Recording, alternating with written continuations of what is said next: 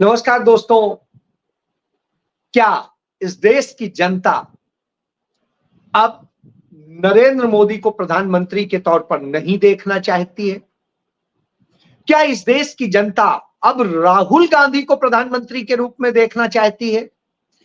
क्या अब नरेंद्र मोदी को अपनी गिरफ्तारी का डर सताने लगा है? और क्या राहुल गांधी ने नरेंद्र मोदी की गिरफ्तारी के लिए सबूत जुटाने शुरू कर दिए हैं? और क्या सत्ता बदलते ही नरेंद्र मोदी जेल में होंगे? और जो भारतीय जनता पार्टी, उसके नेता तमाम गड़बड़ियां करके, नफरत फैला करके सत्ता में बने रहने का खेल कर रहे हैं, तमाम संवैधानिक संस्थाओं, जांच एजेंसियों का दुरुपयोग कर रहे हैं, वो भी जेल में जाएंगे? और क्या वो अफसर भी जेल में जाएंगे जो इस तरह के खेल में शामिल है? कमोबेश आज इन्हीं सब विषयों पर आपसे चर्चा की शुरुआत करता हूं। सबसे पहले कि जब चुनाव अधिसूचना जारी हो जाती है, चुनाव की घोषणा हो जाती है, तो देश की पूरा नियंत्रण चुनाव आयोग के दिशा निर्देश पर चलता है। सरकार कार्यवाहक होती है, वह नहीं कुछ संचालित करती। आज देश में चुनाव की घोषणा हो चुकी है, बावजूद इसके तमाम जगह NIA, ED, CBI, income tax, तमाम एजेंसियां छापे मार रही हैं और दूसरे कार्रवाई कर रही हैं और यह कहकर कर रही हैं कि भारतीय जनता पार्टी का दामन थाम लो। यदि आपने वह दामन थाम लिया तो आपको हर तरह से मदद मिल जाएगी, और नहीं थामोगे तो जेल जाओगे। कमोबेश ऐसी ही बात त्रिपुरा में पूर्व मुख्यमंत्री रहे एक नेता ने, भाजपा के नेता ने कही। उसने कहा, हेमंत बिस्वा शर्मा और जैसे तमाम लोगों की तरीके से यदि अरविंद केजरीवाल भाजपा के साथ दामन थाम ले तो अभी भी बच सकते हैं।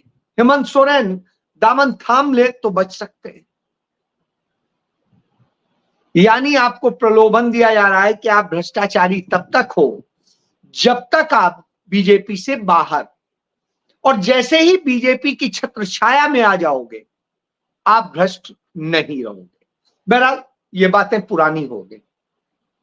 भारतीय जनता पार्टी के ही प्रत्याशी हैं और नरेंद्र मोदी सरकार के मंत्री हैं वो राजीव, तिरुवनंतपुरम से चुनाव लड़ने जाते हैं और अपने एफिडेविट में गलत सूचना दर्ज कराते हैं, गलत एफिडेविट देते हैं।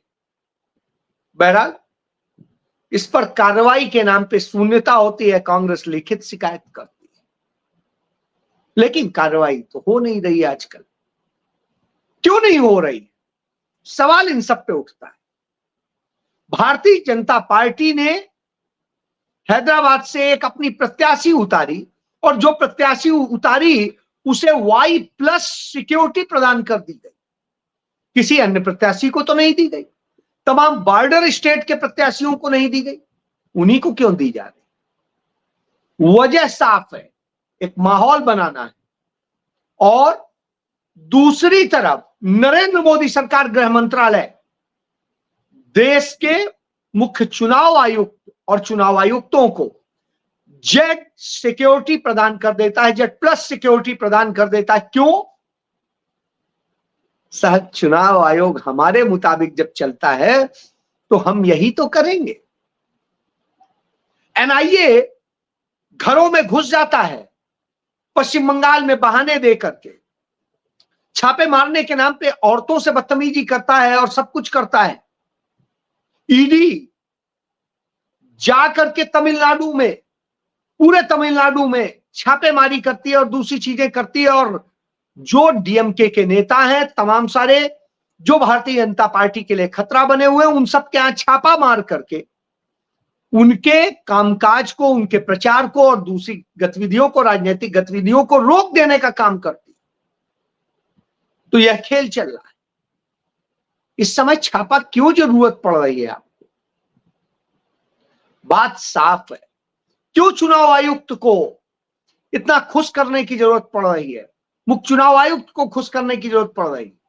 बात बिल्कुल साफ है। इसलिए साफ है कि उनका इस्तेमाल करना है, उन एजेंसियों का इस्तेमाल करना, उन संस्थाओं का इस्तेमाल करना और उनका इस्तेमाल करके कार्रवाई कराने अपने मुताबिक।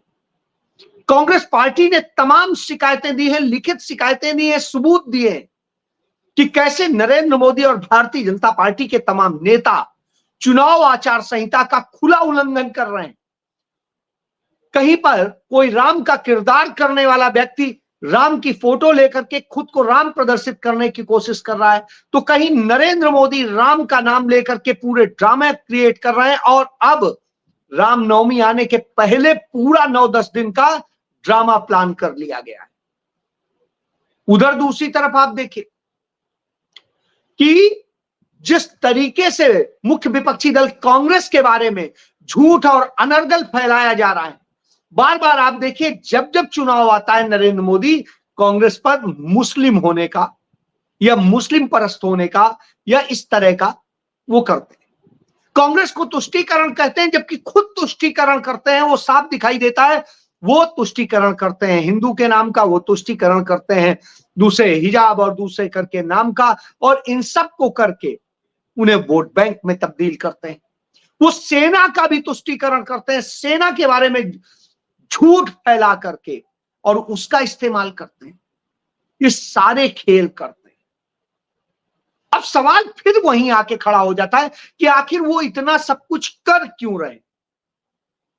वजह साफ, इसलिए क्योंकि उन्हें हार का डर साफ दिखाई देने लगा है। भारतीय जनता पार्टी आरएसएस के इंटरनल सर्वे में साफ आ गया है कि भारतीय जनता पार्टी इस लोकसभा चुनाव में 200 सीटें भी नहीं जीत पा रही है। 200 सीटें भी नहीं जीत पा रही। ये सर्वे सामने आने के बाद में उनकी हालत बिगड़ी हुई, इसलिए वो ऐसा कर रहे हैं। इसलिए कर रहे हैं क्योंकि उन्हें पता है कि राहुल गांधी ने इस देश के चप्पे चप्पे को पैदल और हाइब्रिड तरीके से नाप करके तमाम सबूत जुटा लिए। इतने सबूत आ गए हैं तमाम लोगों से चर्चाओं में और दूसरी जगह, और इतनी जमीनी हकीकत राहुल गांधी को आज पता है जितनी इस देश के अंदर किसी को नहीं पता है, नरेंद्र मोदी को भी नहीं पता है। उनकी ED, CBI, income tax, IB, किसी को उतना नहीं पता है जितना राहुल गांधी को पता है। रॉ को नहीं पता है। तो राहुल गांधी ने वो सारे सबूत जुटा लिए और उनकी लीगल टीम उन सबूतों को कंपाइल करने में जुटी है और उनको कैसे लीगली फेस किया जाएगा, सरकार आते ही कैसे नरेंद्र मोदी को कटघरे में डालने के लिए कार्रवाई शुरू की जाएगी, इसकी पूरी तैयारी अभी से कर ली गई। क्योंकि आज तो कोई जांच एजेंसी उनकी सुनने वाली नहीं। यदि वो ज्यादा कहेंगे तो उन्हीं के खिलाफ मुकदमा दर्ज कर लेंगे। और कांग्रेस ने मोदी के खिलाफ ईडी को शिकायत दी थी, कांग्रेस ने सीवीसी को शिकायत दी थी, लेकिन किसी ने कोई कार्रवाई नहीं की, जांच नहीं की। आज उन सारी शिकायतों, उन सबूतों का पूरा लीगल परीक्षण करके उनको कानूनी दस्तावेज के रूप में तैयार किया जा रहा है। और वो तैयार करके पूरी तैयारी है कि ये जैसे ही सरकार आएगी, अग्रिम कार्रवाई ईमानदार सरकार की कहते हुए और नरेंद्र मोदी को जेल में डालने की। नरेंद्र मोदी को जेल में डालने के लिए एक नहीं कई घोटाले सामने आते हैं कि किस तरीके से गजेंद्र सिंह शेखावत उसमें सबूत बनेंगे, उसमें सबूत बनेंगी नरेंद्र मोदी की पुरानी उमा भारती। इन लोगों ने किस तरीके से उस गंगा को, जिसको नरेंद्र मोदी ने कहा था मां गंगा ने मुझे बुलाया है, उस गंगा के साथ कैसे छल किया है, कैसे गंगा को प्रदूषण मुक्त करने के नाम पर निर्मल गंगा और सारे जो वो किया था, तो वो सब जो है पूरा इनका जो प्रोजेक्ट है उसमें जो 20,000 करोड़ रुपए का ठेका दिया अडानी को, अपने मित्र को, उसके अलावा और तमाम ठेके दिए गए। जिस तरीके से ठेके दिए गए काशी विश्वनाथ मंदिर के, जिस तरीके से ठेके दिए गए राम मंदिर के नाम पे, और जिस तरीके से ठेके दिए गए उज्जैन में महाकाल लोक के नाम पे, इन सब के दस्तावेज जमा किए जा रहे हैं। दस्तावेज जमा किए जा रहे हैं आयुष्मान घोटाले के, दस्तावेज पूरे इकट्ठे हैं राफेल घोटाले के, दस्तावेज मौजूद हैं उन सड़क घोटालों के, जो सड़क बनाने के नाम पर जिस तरीके से खेल किया गया है। हजारों हजार करोड़ रुपए के ये घोटाले, और इसके साथ में तमाम जो पूंजीपतियों के 16 लाख करोड़ रुपए से अधिक माफ कर दिए गए। करीब 6 लाख करोड़ रुपए जो लेकर के पूंजीपति भाग गए, उनके साथ कैसे कनेक्शन है, कहां कहां क्या क्या बात हुई है, कैसे उनसे मिला गया है, कैसे उनसे फंड लिया गया है। और फिर जैसा कि निर्मला सीतारमण के पति अर्थशास्त्री प्रभाकर जी कहते हैं, वो भी सामने आएगा कि दुनिया का सबसे बड़ा घोटाला यानी इलेक्टोरल बॉन्ड घोटाला, वो भी सामने आएगा। और इन सब में नरेंद्र मोदी की सीधी मिलीभगत। कई ऐसे नीतिगत फैसले हैं जिनमें मंत्री के साइन होने चाहिए थे, लेकिन वहां भी नरेंद्र मोदी ने जो है प्रधानमंत्री की हैसियत से अनुमति दी है, साइन किए।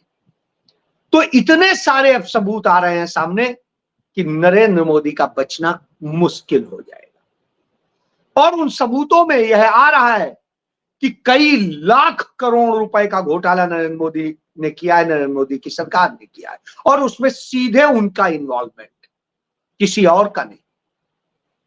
तो उनमें जांच खोलने, कार्रवाई शुरू करने के पूरे आधार जुटा लिए गए। तो राहुल गांधी की जो लीगल टीम है इसको लेकर के बड़े बेहतरीन तरीके से काम कर रही है और तमाम दस्तावेज इकट्ठे कर रही है। जब ये सब हो रहा हो तो निश्चित रूप से घबराहट होती है। उसी घबराहट के कारण नरेंद्र मोदी सबसे ज्यादा हमला कांग्रेस पर बोलते हैं। जहां पर कांग्रेस बहुत अच्छी स्थिति में नहीं है या बिल्कुल नगण्य है, वहां पर भी कांग्रेस पर हमला बोलते हैं। क्यों? क्योंकि डर ही कांग्रेस से। बगैर कांग्रेस कोई सरकार बना नहीं सकता दूसरा, और कांग्रेस आएगी तो राहुल गांधी आएंगे, और राहुल गांधी आएंगे तो नरेंद्र मोदी जेल जाएंगे। ये बड़ी चीज है, इसलिए सारे खेल हो। इसके बाद में मणिपुर में जिस तरीके से खेल किया गया, जिस तरीके से देश के तमाम हिस्सों में जो खनन और दूसरी चीजों के लिए तमाम सारे लिथियम और दूसरी चीजें हासिल करने के लिए तमाम खेल किए गए, सरकारी व्यवस्थाओं, तंत्रों और कानून का दुरुपयोग किया गया है, संवैधानिक संस्थाओं का दुरुपयोग किया गया है, पदों का दुरुपयोग किया गया है, उन सबके भी सबूत जुटाए जा रहे हैं, सर्कमस्टांसेस, एविडेंसेस लिए जा रहे हैं, और इन्हीं सब में बड़े सबूत मिलते हैं।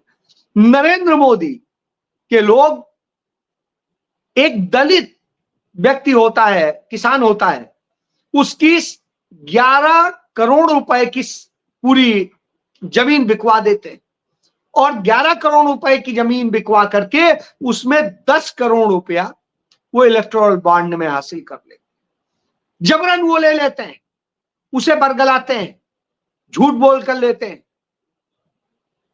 तो इस तरह के भी खेल हुए हैं कि दलितों के कैसे पैसे और जमीन का खेल किया गया, उन्हें गलत तरीके से बिकवाया गया, वो भी किया गया है। इसके बाद में कैसे जल, जमीन, जंगल पर कब्जा करने के लिए किस तरीके से कानूनों में, नीतियों में हेरफेर किया गया। जो आरोप उन्होंने अरविंद केजरीवाल पे और छत्तीसगढ़ में भूपेश बघेल सरकार पर लगाया था, वही आरोप, अब वही मोडस ऑपरेंडी नरेंद्र मोदी पर लागू हो जाती है। क्योंकि नरेंद्र मोदी ने कैसे पॉलिसीज बदली, नीतियां बदली, वो नीतियां बदल के किन किन कंपनियों को फायदा दिया और उन कंपनियों से क्या क्या लिया, वो सामने आ गया है। वो सामने आ गया है कि किस तरीके से नरेंद्र मोदी के लिए तमाम उनके निजी खर्चे, अय्यासी के खर्चे उठाने के लिए तमाम पूंजीपति कैसे उनके साथ गए, उनके साथ उन्होंने हिस्सा बटाया और उसके बदले में उन्हें कैसे चीजें मिली, कैसे तमाम देशों में के साथ में नीतियां बदली गई, उन्हें दूसरे देशों को लाभ दिया गया जिससे अपने चहेते पूंजीपतियों को वहां का काम दिलाया जा सके, ठेका दिलाया जा सके। यह नरेंद्र मोदी ने किया। कैसे इस देश के युवाओं को बेरोजगार कर दिया जाए, पद खत्म कर दिए जाएं और कैसे कॉन्ट्रैक्ट के जरिए अपने लोगों को कॉन्ट्रैक्ट नीति के तहत ला करके कर दे और वो फिर भर्ती तंत्र चलाए। ये सारे घोटाले सामने आ गए। इतने घोटाले कि मैं गिना नहीं पाऊंगा, मेरे पास में बड़ी लंबी फहरिस्त है और वो सारी कानूनी दस्तावेजों से जुड़ी, वो तमाम दस्तावेज आज हाथ में आ गए। कैसे नरेंद्र मोदी सरकार ने कई जघन्य अपराधियों की सजाएं माफ की, उसके बदले में कहां कहां क्या क्या पैसा लिया गया है, क्या क्या किया गया है, वह भी सामने। तो इस तरह के जब सच सामने हो, निश्चित रूप से तमाम सारी ये दलीलें, ये सबूत ये मौजूद हैं कि क्या हुआ है वास्तव। इन सब पर जब हम आपके साथ चर्चा करते हैं तो आता है कि आज देश में चल क्या रहा है। शायद इन बातों से अब देश की जनता समझने लगी और वो इसका पूरा जवाब देने लगी।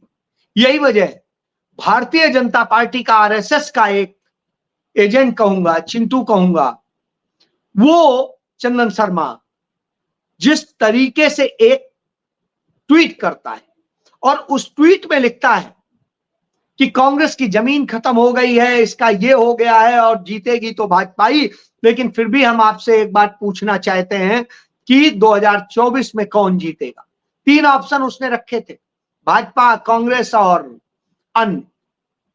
और चूंकि उसके 47,000 से अधिक फॉलोवर थे तो उसे उम्मीद थी कि अच्छी संख्या में लोग भाग लेंगे क्योंकि उसके फॉलोवर भाजपा ही है।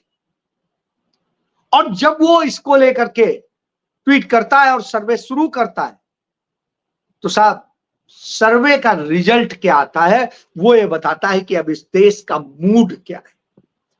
सर्वे का रिजल्ट आता है तो 63% लोग कहते हैं हमें कांग्रेस चाहिए, हमें राहुल गांधी चाहिए। 36% लोग कहते हैं हमें बीजेपी चाहिए और 1% लोग कहते हैं हमें अन्य चाहिए या हमें कुछ नहीं पता, जो भी कह ले। तो इस तरह की स्थिति हो गई है। इसी तरीके से आपको मैंने बताया था कुछ वक्त पहले, एबीपी न्यूज के चैनल ने इसी तरीके का सर्वे किया था कि उसमें आपको कौन सा लीडर प्रधानमंत्री के रूप में सबसे ज्यादा अच्छा लगता है, राहुल गांधी, नरेंद्र मोदी, ममता बनर्जी, अरविंद केजरीवाल। और उसमें 74% लोगों ने कहा था कि हमें राहुल गांधी पसंद। 74%। उसके बाद में नरेंद्र मोदी को कहा और उसके बाद में ममता बनर्जी और फिर केजरीवाल। तो ये सारी चीजें सामने आ गई। ये बताती हैं कि इस देश को अब सच्चा नेता चाहिए, वह नेता चाहिए जो उनकी बात। इसीलिए राहुल गांधी जन जन की बात करते हैं, वो जन जन के बीच जा रहे हैं। वो जाते हैं, आदिवासियों से भी मिलते हैं, उनके साथ महुआ भी बीनते हैं और बहुत कुछ। लेकिन इन सब के बीच वो अपने लक्ष्य को नहीं भूलते। वो जानते हैं लक्ष्य क्या है और वो लक्ष्य को साधते हैं। वो इस बात को लेकर के अड़ के खड़े होते हैं कि संवैधानिक संस्थाओं, एजेंसियों का दुरुपयोग नहीं होना चाहिए, सत्ता का दुरुपयोग नहीं होना चाहिए। सत्ता का काम है जनता के लिए काम करना, मंदिर मस्जिद गुरुद्वारे बनाना नहीं, पूजा पाठ करना नहीं, वो आपके निजी विषय करिए आप। लेकिन सरकार का काम सरकार चलाना है, सबको अच्छा माहौल देना है, बराबर माहौल देना है, जिससे आप पूजा भी करो, आप नमाज भी पढ़ो, आप गुरुद्वारे भी जाओ, आप चर्च भी जाओ, आप बौद्ध मठ भी जाओ, आप जहां चाहो वहां जाओ। लेकिन सरकार के काम सरकार के समय में होने चाहिए। सरकारी काम के समय में मंदिर मंदिर द्वारे द्वारे नहीं घूमना चाहिए। यह बड़ी चीज है। यही स्टेट्समैन में, जननायक में और खलनायक में फर्क होता है। खलनायक ड्रामे करते घूमता है। हम रोज देख रहे हैं, कभी हिंदू मुस्लिम के नाम पे, कभी किसी नाम पे, कभी किसी नाम। इसीलिए अब लोग कहने लगे, अमेठी के लोगों ने कहा कि हम अब सोच भी नहीं सकते हैं भाजपा के लिए, और ये गोदी मीडिया पे कहा, आज तक के चैनल पर कहा, दूसरे और चैनल पे कहा। उनका हमें तो अब गांधी परिवार ही चाहिए। तो अब इस देश की मांग बन गए हैं, उम्मीद बन गए हैं राहुल गांधी, और उस उम्मीद की हर कोई से उम्मीद कर रहा है। जय